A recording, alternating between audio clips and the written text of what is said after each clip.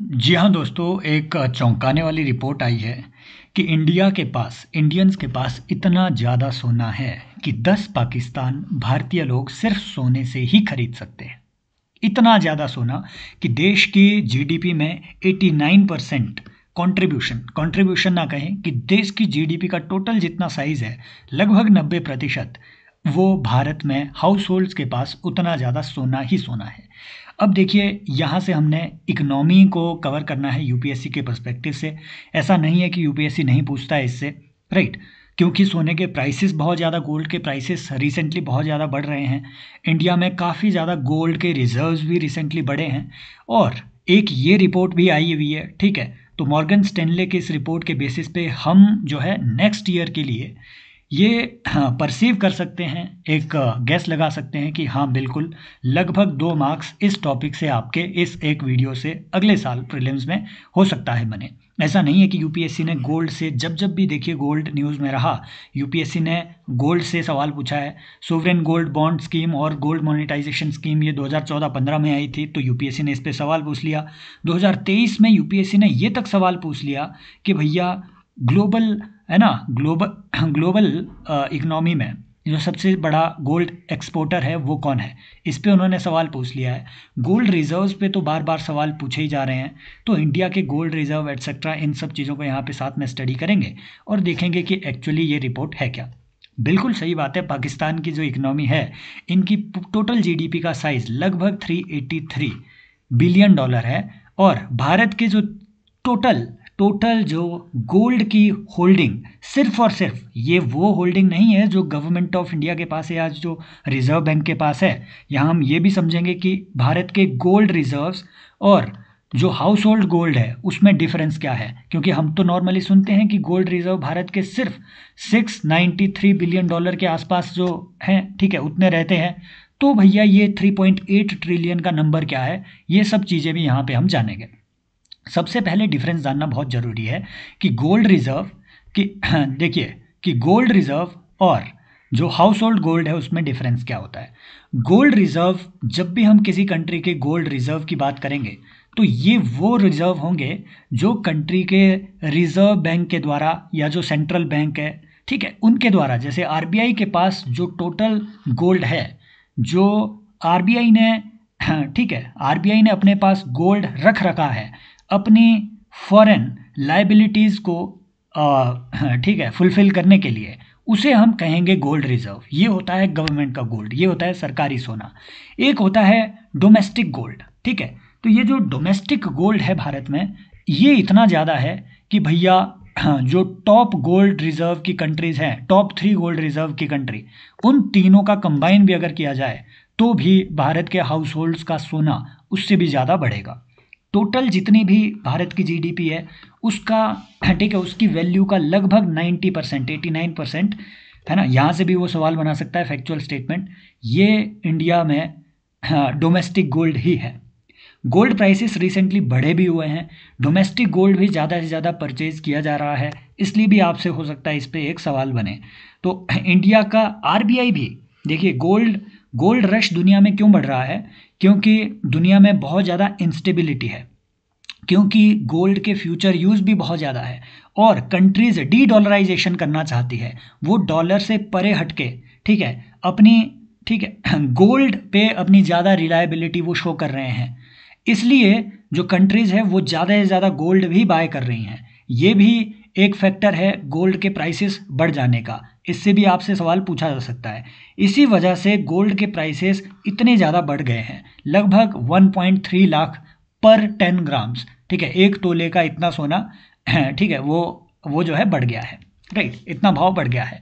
अब पहले जो है गोल्ड मोनेटाइजेशन स्कीम और सोवरेन गोल्ड बॉन्ड स्कीम, ठीक है, ये गवर्नमेंट ऑफ इंडिया ने लाई थी, दोनों को पार्शियली डिसकंटिन्यू कर दिया गया है। सोवरेन गोल्ड बॉन्ड स्कीम में क्या प्रोविज़न था कि 2.5%, है ना, 2.5% इंटरेस्ट आपको सोवरेन गोल्ड बॉन्ड में दिया जाएगा। सरकारी बॉन्ड में आप इन्वेस्ट कीजिए, 2.5% आपको एनुअल इंटरेस्ट मिलेगा जो कि टैक्सेबल होगा। ये इंटरेस्ट जो है टैक्सेबल था, लेकिन जो इस सोवरेन गोल्ड बॉन्ड को फाइनली 8 ईयर की मैच्योरिटी पीरियड के बाद अगर आपने इसे है ना रिडीम कर दिया तो उससे जो कैपिटल गेन्स होंगे वो टैक्सेबल नहीं थे, लेकिन जो इंटरेस्ट इनकम थी ये टैक्सेबल थी। ये बात आपको इसमें ध्यान में रखनी है।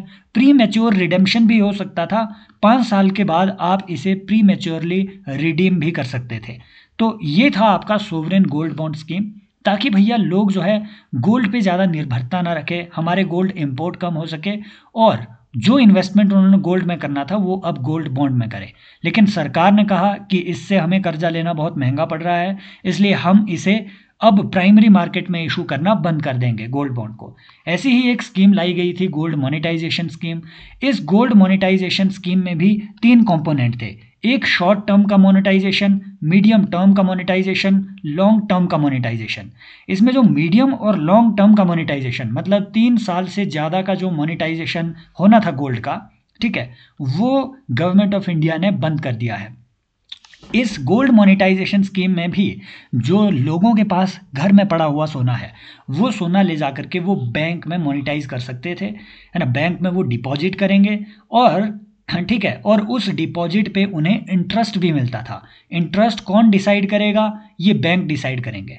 बैंक डिसाइड करेंगे कि इंटरेस्ट क्या देना है, ठीक है। मीडियम और लॉन्ग टर्म में नॉर्मली जो इंटरेस्ट रेट होता था वो 2.5% ही होता था, राइट, और ये टैक्सेबल नहीं होता था। ये बात आपको ध्यान में रखनी है, राइट। लेकिन यहाँ सोवरेन गोल्ड बॉन्ड में ये टैक्सेबल हुआ करता था। तो गोल्ड मोनेटाइजेशन स्कीम वगैरह हालांकि ये उतना जरूरी नहीं है। सवाल आपसे ये पूछ सकता है कि क्या पूरी तरीके से डिसकंटिन्यू हुई है? नहीं, मीडियम और लॉन्ग टर्म डिसकंटिन्यू हुई है। शॉर्ट टर्म की जो मोनेटाइजेशन थी ये अभी बैंकों के डिस्क्रिप्शन में है कि आपने मोनेटाइजेशन करवानी है या नहीं। तो देखिए ये सवाल यहाँ पे पूछा हुआ है, आप है ना क्वेश्चन नंबर 1 का आंसर लगाएंगे, कमेंट सेक्शन में मुझे बताएंगे कि इसका आंसर क्या है, ठीक है। टू ब्रिंग, खैर यहीं डिस्कस कर लेते हैं कि भैया इन दोनों स्कीम्स का क्या पर्पज है। To bring idle gold lying with Indian household to economy, हमने अभी डिस्कस किया। To promote FDI in gold, नहीं, यहाँ पे फॉरेन, यहाँ पे इंडियन जो हाउस होल्ड्स हैं उनसे इन्वेस्ट करवाया जा रहा है, फॉरेन इन्वेस्टमेंट नहीं लाई जा रही है, तो ये तो एलिमिनेट हो गए। To reduce Indian dependence on gold import, अभी अभी हमने डिस्कस किया 1 और 3। फिर देखिए सवाल इन्होंने 2023 में ये पूछा, Switzerland is one of the leading exporters of gold in terms of value. बिल्कुल सही बात है, Switzerland has second largest gold reserve in the world. अगर आपको ये बात पता नहीं थी तो आप आंसर इसमें लगा ही नहीं सकते थे, समझ रहे हो। तो ये जो है ये बिल्कुल बोगस स्टेटमेंट थी, ये फेक स्टेटमेंट थी। India 9th largest gold reserve की कंट्री है। अगर वो अगले साल बोल दे कि 4th लार्जेस्ट है या 2nd लार्जेस्ट है, ना, 9th लार्जेस्ट गोल्ड रिजर्व है इंडिया के पास, ठीक है। जो आपको थोड़ा ध्यान में रखना है, लगभग इतने, है ना, इतना टन गोल्ड जो है ये आरबीआई ने अपने पास रख रखा है, राइट। लेकिन आरबीआई के गोल्ड से कई गुना ज़्यादा, कई हजार गुना ज़्यादा जो है ना, लगभग 25 गुना ज़्यादा, लगभग 25 गुना ज़्यादा गोल्ड वो जो है इंडियन हाउस होल्ड्स के पास है।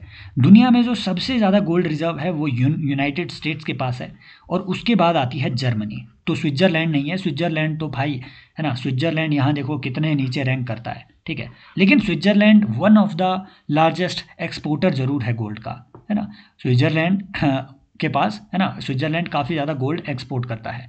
तो यूनाइटेड स्टेट्स, जर्मनी, फिर इटली, फिर फ्रांस, ठीक है, इन सबके भी अगर रिजर्व को, है ना, मिला दिया जाए और इवन नीचे चाइना के रिजर्व को भी मिला दिया जाए, इसमें जापान के और स्विट्जरलैंड के रिजर्व को भी अगर मिला दिया जाए तो भी ये 21,000 टन जितना इंडिया के हाउस होल्ड्स के पास है उतना ज़्यादा गोल्ड इनका भी फिर भी नहीं होता।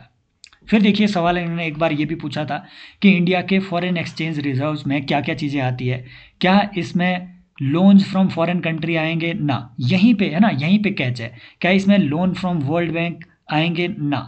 क्या इसमें लोन्स फ्रॉम वर्ल्ड बैंक आएंगे? नहीं, ठीक है। जो फॉरेन एक्सचेंज रिजर्व में 4 कंपोनेंट आते हैं वो आपको पता होने चाहिए। फॉरेन करेंसी एसेट आते हैं, गोल्ड होल्डिंग विद आरबीआई आते हैं, एसडीआर आते हैं और जो आईएमएफ में हमारे रिजर्व ट्रांचे हैं वो आते हैं। तो रिजर्व पोजीशन एट आईएमएफ, इसी पे सवाल भी पूछा हुआ था रिजर्व ट्रांचे पे कि ये जो रिजर्व ट्रांचे न्यूज़ में रहता है ये क्या है, तो ये एक क्रेडिट सिस्टम है आईएमएफ का। तो सबसे ज़्यादा जो गोल्ड, जो सबसे ज़्यादा फॉरेक्स रिजर्व इंडिया में है ना, फॉरेक्स रिजर्व लगभग $693 बिलियन के हैं फॉरेक्स रिजर्व्स, ठीक है। मैंने ऊपर गोल्ड रिजर्व बोल दिया था शुरू में। तो जो सबसे ज़्यादा फॉरेक्स रिजर्व्स हैं वो फॉरेन करेंसी एसेट के फॉर्म में है। फिर आते हैं गोल्ड रिजर्व, फिर आते हैं एसडीआर, फिर आते हैं रिजर्व पोजीशन एट आईएमएफ, ठीक है। तो इसी सीक्वेंस में आपसे वो एक क्वेश्चन भी पूछ सकता है कि भैया इसे एक सीक्वेंशियल ऑर्डर में लगाइए। अब इंडिया की टोटल जितने गोल्ड रिजर्व है इसका आपको ब्रेकडाउन भी पता होना चाहिए कि भैया यहाँ से वो सवाल बना सकता है कि majority of gold reserve of India are held abroad. क्या ये बात सही है? नहीं। Majority of gold reserves of India are held in India itself. लेकिन कुछ एक हिस्सा जो है ना, कुछ एक हिस्सा जो है लगभग 1/4 जो हिस्सा है वो हमारा बैंक ऑफ इंग्लैंड में है, बैंक ऑफ इंटरनेशनल सेटलमेंट्स में है और यूएस में है ना, अलग अलग कंट्रीज़ में है। तो ये कुछ एक हिस्सा जो है अब्रॉड में है, कुछ एक इंडिया में है और रिजर्व बैंक चाह रहा है कि जितना इंडियन गोल्ड है वो इंडिया वापस आ सके। ये देखिए इस पे भी सवाल बन रहा है कि इंडिया के फॉरेक्स रिजर्व जो है ये रिसेंटली बढ़ रहे हैं। फिर देखिए यहाँ पे भी आपको पता होना चाहिए कि country with highest forex reserves कौन से हैं। यहाँ से वो सवाल बना देगा कि USA is the country with highest forex reserves. आपने तो सुन रखा है कि USA is the country with highest gold reserve ना। फॉरेक्स रिजर्व जो सबसे ज़्यादा है वो चाइना के पास है। गोल्ड रिजर्व यूएसए के पास है, फॉरेक्स रिजर्व चाइना के पास है, ठीक है। और है ना, यूएसए के पास इसलिए नहीं है क्योंकि उसकी करेंसी ही डॉलर है। चाइना को, जापान को, स्विट्जरलैंड को, इंडिया को हमें तो डॉलर रखना पड़ता है। यूएसए की अपनी करेंसी डॉलर है तो वो उसे फॉरेक्स रिजर्व में कैसे वो ऐड करे, समझ लो। तो सबसे ज़्यादा चाइना के पास है भाई फॉरेक्स रिजर्व, $3.2 ट्रिलियन के आसपास। इंडिया की जितनी जीडीपी है, ठीक है, उससे थोड़ा ही कम है इनके पास, समझ रहे हो। तो आप समझो कि इंडिया की जीडीपी का लगभग 80% तो इन्होंने फॉरेक्स रिजर्व में ही रखा हुआ है। उसके बाद जापान आता है, फिर स्विट्जरलैंड, चौथा बड़ा फॉरेक्स रिजर्व वाली कंट्री है इंडिया, फिर आता है रशिया।